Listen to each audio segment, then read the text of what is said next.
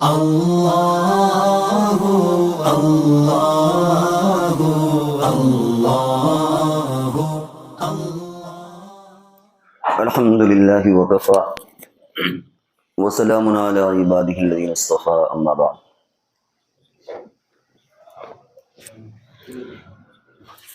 اس وقت کا جو موضوع ہے وہ اسلام میں طلاق کا سسٹم اور نظام، اور اگر کبھی میاں بیوی میں اختلافات ہو جائیں تو جدائیگی کی بہتر شکل کیا ہے۔ ظاہر ہے کہ طلاق اسی وقت ہوتی ہے جب کہ پہلے نکاح ہوا ہو، تو کوشش یہ ہونا چاہیے کہ نکاح ہی اس طرح کا ہو کہ طلاق کی نوبت ہی نہ آئے۔ اور اس کا مطلب یہ ہوا کہ نکاح آپس کی رضامندی سے، والدین کی رضامندی سے، لڑکے اور لڑکی کی رضامندی سے ہو، نہ ایسا ہو کہ لڑکا لڑکی راضی ہیں لیکن گھر والے راضی نہیں ہیں۔ شادی ہو جانے کے بعد گھر کی طرف سے جو اسے تعاون ملنا چاہیے وہ نہیں مل پاتا، اور پھر چھوٹی چھوٹی باتیں بڑی ہو جاتی ہیں اور جھگڑے کی نوبت آ جاتی ہے۔ اور کبھی اس کے برعکس ہوتا ہے کہ ماں باپ نے دباؤ بنا کر کے کہیں نکاح کر دیا اور لڑکا لڑکی آپس میں راضی نہیں ہے، تو یہ بھی گاڑی بہت دن تک نہیں چلتی۔ اس لیے شریعت میں ان باتوں کا بھی لحاظ کیا گیا ہے۔ لڑکی کو بھی ایک طرف اختیار دیا گیا ہے اور گھر والوں کو بھی اختیار دیا گیا ہے۔ لڑکی اور لڑکوں کو تو خاص طور سے لڑکی کے تعلق سے جو احکام ہیں، کیونکہ وہاں نزاکتیں زیادہ ہوتی ہیں کہ وہ اپنے نکاح میں خود مختار ہے، اگر اس کا باپ راضی نہ ہو تو بھی وہ نکاح کر سکتی ہے۔ الأیم احق بنفسہ، حدیث میں آتا ہے کہ بالغ عورت خود اپنے نفس کی مالک ہے، وہ نکاح کر سکتی ہے۔ اور گھر والوں کی مرضی، والدین کی مرضی، اس کی بھی اپنی اہمیت ہے، اور نبی اکرم صلی اللہ علیہ وسلم نے ارشاد فرمایا لا نکاح الا بولی، کہ بغیر ولی اور ذمہ دار کے نکاح ہی نہیں ہوتا۔ ولی باپ بھی ہوتا ہے، بھائی بھی ہوتا ہے، چچا بھی ہوتا ہے۔ باپ موجود ہے تو باپ ہے، باپ نہیں ہے تو بھائی ہیں، یہ نہیں ہے تو چچا وغیرہ ہیں، کہ ان کی مرضی کے بغیر اگر کوئی لڑکی بھاگ کر کے اپنی مرضی سے شادی کر لے تو پھر حضور نے فرمایا کہ وہ شادی نہیں ہوگی، اور تطبیق یہی ہے کہ وہ شادی پٹے گی نہیں، بہتر نہیں ہے وہ جس میں ماں باپ کی مرضی نہ ہو۔ اور بھی تفصیلات ہیں مسائل کے روح سے، لیکن ادھر نہیں جانا۔ اسی طرح آپ نے فرمایا کہ اپنے کفو میں شادی کرو۔ کفو سے مراد یہ ہے کہ اپنا جوڑ ہو، ہر اعتبار سے جوڑ ہوتا ہے، دولت کے اعتبار سے ہوتا ہے، تعلیم کے اعتبار سے ہوتا ہے، برادری اور کاسٹ کے اعتبار سے ہوتا ہے۔ کیونکہ عام طور سے دیکھا یہ گیا ہے کہ اگر اس کے خلاف شادی کی جاتی ہے تو وہ ہو سکتا ہے کہ نہ پٹے۔ اس سے پہلے بھی شاید آپ کے سامنے ایک مثال دی گئی کہ اگر ساؤتھ کی کوئی لڑکی ہے تو ظاہر ہے کہ وہاں تیل کی جگہ پر مونگ پھلی کا ہے، یا ناریل کا تیل کھاتے ہیں بڑے شوق سے، یہاں کڑوا تیل کا استعمال ہوتا ہے۔ ہنڈیا پکی تو اختلاف ہوگا، سردی میں جم جاتا ہے تیل۔ کہیں کھانے پکانے کو لے کر کے بات برادری میں ہوتا ہے، کچھ عورتیں کچھ کام شوق سے کرتی ہیں، کچھ نہیں کرتی، کچھ بس یوں ہی کر دیتی ہیں، تو پھر وہ اختلافات پیدا ہو جاتے ہیں کہ ہمارے یہاں یہ چیز ہوتی ہے اور ہمارے یہاں یہ چیز نہیں ہوتی۔ تو اس لیے شریعت نے ان چیزوں کی جو اہمیت بیان کی ہے، اس کا یہ مقصد نہیں ہے کہ نکاح میں ان کا کوئی اثر ہے، نکاح تو میاں بیوی راضی ہو جائے گا، لیکن یہ چیزیں بعد میں کبھی کبھی بگاڑ کا ذریعہ بنتی ہیں۔ اس لیے حضور نے فرمایا کہ بھائی یہ بھی نکاح سے پہلے یہ بھی دیکھ لو کہ وہ جوڑ ہے کہ نہیں، میچ ہے کہ نہیں۔ اگر ان تمام چیزوں کا لحاظ کر کے نکاح کیا جائے گا تو پھر وہ نکاح پائیدار ہوتا ہے۔ بہرحال ٹھیک ہے، نکاح ہو گیا۔ اب نکاح کے بعد اگر تمام رعایتیں کر بھی لی جائیں تبھی کبھی کبھی اختلافات پیدا ہو جاتے ہیں، نزاع پیدا ہو جاتا ہے۔ اب ایک شکل تو یہ ہے کہ کوئی چھٹکارے کی شکل ہی نہ ہوتی، جیسے کہ بعض مذاہب کے اندر ہے، عیسائیوں میں، یہودیوں میں، ہندوؤں میں، حالانکہ ان کے اب یہ بہت ساری تبدیلیاں آئی ہیں اور وہ سب اسلام کے نظام طلاق ہی سے لی گئی ہیں، لیکن بعض جگہوں پر یہ ہے کہ نہیں، اب چھٹکارے کی کوئی شکل نہیں۔ اب وہاں چھٹکارے کی شکل یہی ہوتی ہے کہ یا تو ایک دوسرے کے موقع کی تلاش میں ہوتے ہیں، یہ اس کی جان لے لیتا ہے، وہ اس کی جان، جس کو جیسا موقع ملا اپنا راستے سے ہٹا دیتے ہیں، کبھی بھاگ گئے، کبھی کوئی اور شکل اختیار کی، کبھی نکاح میں رہتے ہوئے دوسری شادی کر لی، اور اس طرح ایک مزید نیا انتشار پیدا ہوتا ہے۔ انسان کی فطرت ہوتی ہے، کوئی انسان کا مزاج ہوتا ہے، اگر مزاج نہیں ملتا تو پھر وہ گاڑی آگے نہیں چل سکتی۔ شریعت نے اسی کا نام طلاق رکھا ہے کہ تم آپس میں مشورے کے ذریعے سے طلاق حاصل کر لو، عدت گزار کر کے، جو اس کا ضابطہ ہے اس اعتبار سے نیا نکاح ہو جائے۔ لیکن اگر اسے پابند کیا جائے تو ایسی شکل میں دقتیں اور زحمتیں پیدا ہو جاتی ہیں۔ اسلام ایک فطری مذہب ہے، اللہ تبارک و تعالیٰ کی طرف سے اس کے مسائل اور احکام آئے ہیں، اس لیے انسان کی جو فطرت نیچر کی ڈیمانڈ ہوتی ہے اسی اعتبار سے احکامات بھی، دوسری جگہوں پر یہ بات نہیں ہے۔ تو اگر کبھی شادی کے بعد اختلاف ہو جائے تو قرآن نے بھی اس کی بہت تفصیل بیان کی، وَإِنْ خِفْتُمْ شِقَاقَ بَيْنِهِمَا فَبَعْثُوا حَكَمًا مِنْ أَهْلِهِ وَحَكَمًا مِنْ أَهْلِهَا۔ پہلے خود اس کو سنبھالنے کی کوشش کرو، اس کو سمجھاؤ، اور ہلکی پھلکی تنبیہ بھی کر سکتے ہو۔ ضرب کا لفظ ہے مارنے کا، لیکن اس کی بھی حدود ہیں، ایسا نہیں کہ ایسی مار جس سے نشان پڑ جائے، بلکہ یہ مسواک ہے یا کپڑے کا کوڑا کیا اثر کرے گا؟ ایک احساس ہو جائے کہ الرجال قوامون، کہ مرد کو انتظامی امور میں فوقیت حاصل ہے۔ پھر اس طرح کے اس کے بستر کو علیحدہ کر دو، پھر اس سے رخو، ناراضگی کا اظہار کرو، یہ ساری ترتیبوں کے بعد ہوتے ہوئے، ساری نصیحتوں کے ساتھ ہوتے ہوئے پھر بھی اگر بات قابو میں نہ آئے تو پھر اپنے گھر والوں کو بیٹھا لو، بڑے لوگوں کو بیٹھا لو، دونوں طرح کی برادری کے لوگ بیٹھے ہیں، اور پھر کوئی فیصلے کی بات سوچو۔ اور فرمایا اگر دونوں لوگ مخلص ہیں، میاں بیوی بھی، اور فیصلہ کرنے والے، تو بہت ممکن اللہ تعالیٰ اسی میں کوئی نجات کی راہ نکال دیں گے، وہ گاڑی آگے چل جائے گی۔ لیکن اگر نہیں ہے تو پھر اب یہ نوبت آتی ہے طلاق کی، اتنے پروسیس اور مراحل سے گزرنے کے بعد۔ لیکن ہمارے عام طور سے ہوتا یہ ہے کہ ذرا سی باتوں پہ طلاق ہو جاتی ہے۔ شوہر دیر سے آیا، اس نے کہا دروازہ کھولو، اس نے کھولنے میں دیر کر دی تو طلاق دے دی، روٹی ٹھنڈی دے دی تو طلاق دے دی، نمک زیادہ ہو گیا، کم ہو گیا، کڑوا ہو گیا، چائے ایسی تھی ویسی تھی، ذرا سی بات میں عورت چاہتی ہے اپنے میکے جائے، نقاب اوڑے کھڑی ہے، ہم جا رہے ہیں، نہیں جانا، اگر تم گئی تو تجھے طلاق ہو۔ یعنی بات پر وہ چیز جو ایک مرحلہ وائز ہونا چاہیے کہ پہلے نصیحت کی جائے، پھر اس کے بعد ہلکا پھلکا اس کو تنبیہ کی جائے، پھر اس سے مزید ناراضگی کا اظہار کیا جائے، پھر اس کے بستر کو الگ کر دیا جائے، پھر باقاعدہ پنچایت بیٹھا لی جائے، پھر علماء سے سب سے مشورے کرنے کے بعد پھر کہیں جو طلاق کی نوبت تھی، اس کو ان تمام مراحل کے بغیر ایک زینہ اترنے کے بجائے اگر کوئی پوری سیڑھی چھلانگ لگا دے گا تو کیا ہوگا؟ ٹانگ ٹوٹے گی، ہاتھ ٹوٹے گا، مر بھی سکتا ہے۔ پھر اس کے بعد کیا ہوتا ہے؟ پھر اس کے بعد یا تو یہ ہوتا ہے کہ 3 طلاق کو ایک کرنے کے چکر میں ایمان خطرے میں ڈالتے ہیں، یا پھر کورٹ کچہری ہوتی ہے کیونکہ دل صاف ہوئے نہیں، انتقام کا جذبہ ہے۔ طلاق انتقام کا نام نہیں ہے کہ انتقام ہم کو لینا ہے، یہ ایک مصالحت کی ایک شکل ہے کہ اس طرح بھی کبھی کبھی مصالحت ہوتی ہے، ساتھ رہنے کی بھی اور جدا ہونے کی بھی، ایک دوسرے کچھ کمپرومائز کرتے ہیں۔ لیکن اگر دل صاف نہیں ہوتے اور اچانک اس طرح کی چیزیں ہوتی ہیں تو پھر انتقام کا جذبہ پیدا ہوتا ہے، پھر شریعت پیچھے آ جاتی ہے، پھر کورٹ کچہری، تھانہ، پولیس، جھوٹ سچ، کئی جھوٹی گواہی دینا پڑے، کئی جھوٹی قسم کھانا پڑے، کئی عدالت میں کیا کیا کرنا پڑے، لیکن آدمی ایک دوسرے کو نیچا دکھانے کے لیے یہ سارے کام کرتا ہے۔ تو یہ طلاق کا ایک پروسیس ہے۔ اب طلاق دینے کی نوبت آ جائے تب کیسے طلاق دے، ایک دوسرا مرحلہ آتا ہے۔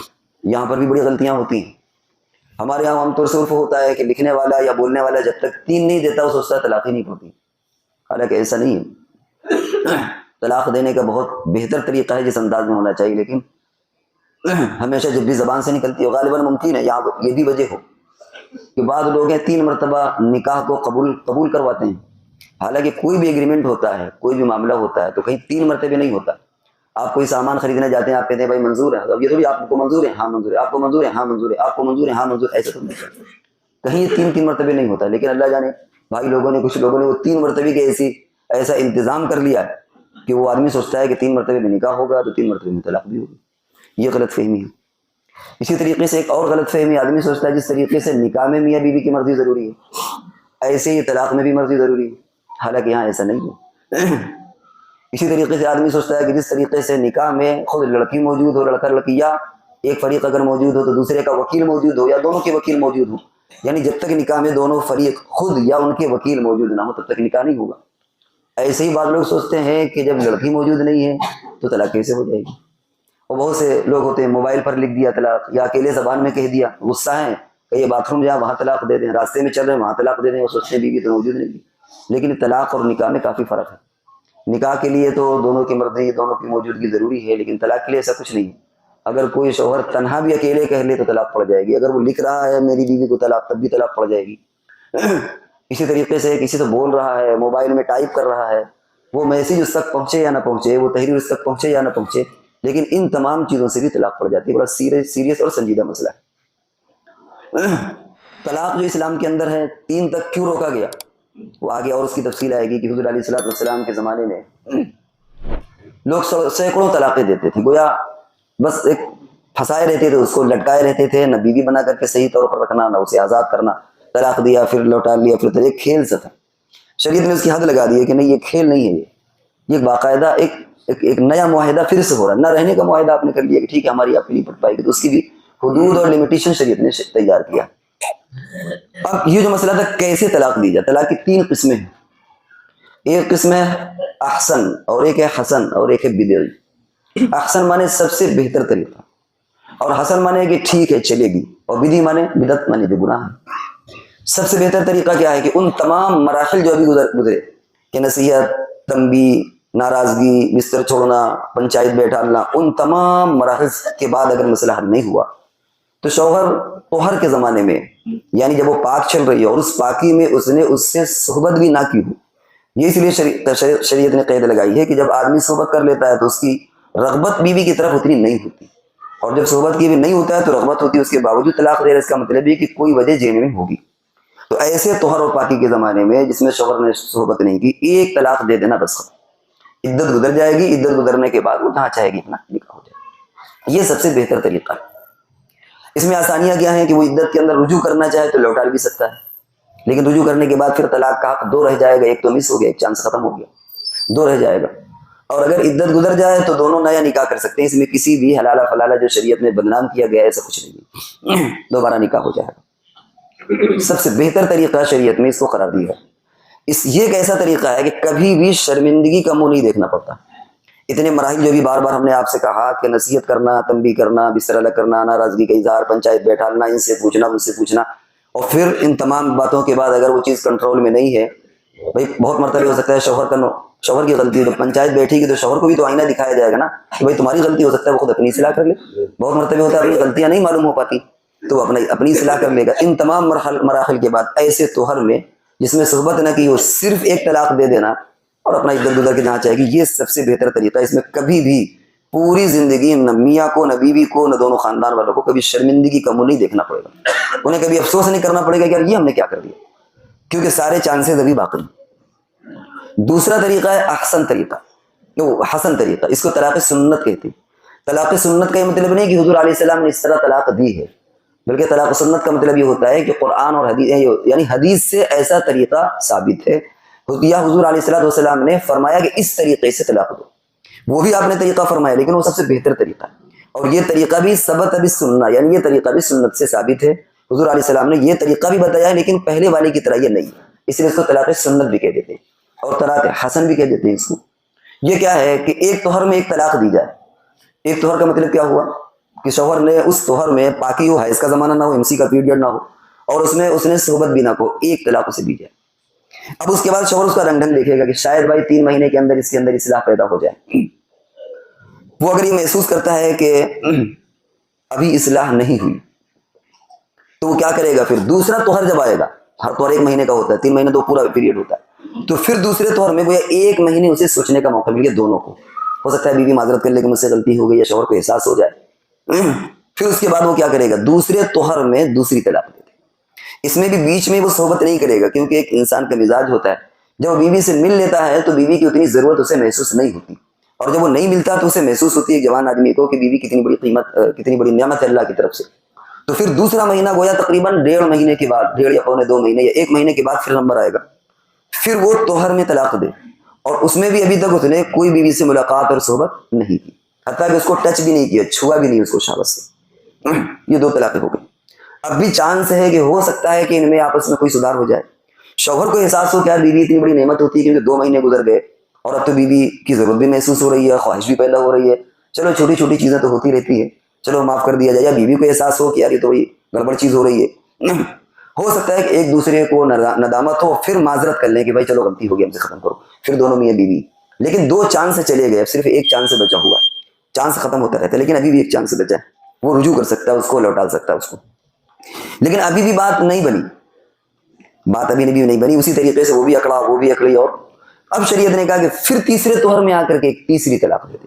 اس کا مطلب ہے کہ تمہیں 3 مہینے کا موقع ملا، اس 3 مہینے میں تم نے ایک دوسرے کو ٹچ بھی نہیں کیا، چھوا بھی نہیں، اور تمہاری ناراضگی اسی طرح باقی ہے، جو طلاق دینے کی وجوہات ہیں وہ بھی باقی۔ اس کا مطلب یہ کہ یہ ایک اتنا لمبا پیریڈ ہے سوچنے سمجھنے کا کہ اگر پٹ سکتی ہوتی تو ایک دوسرے کی طرف نرم ہو جاتے، جھک جاتے، لیکن دونوں اکڑے ہوئے ہیں، دونوں جھکنے کو تیار نہیں ہیں۔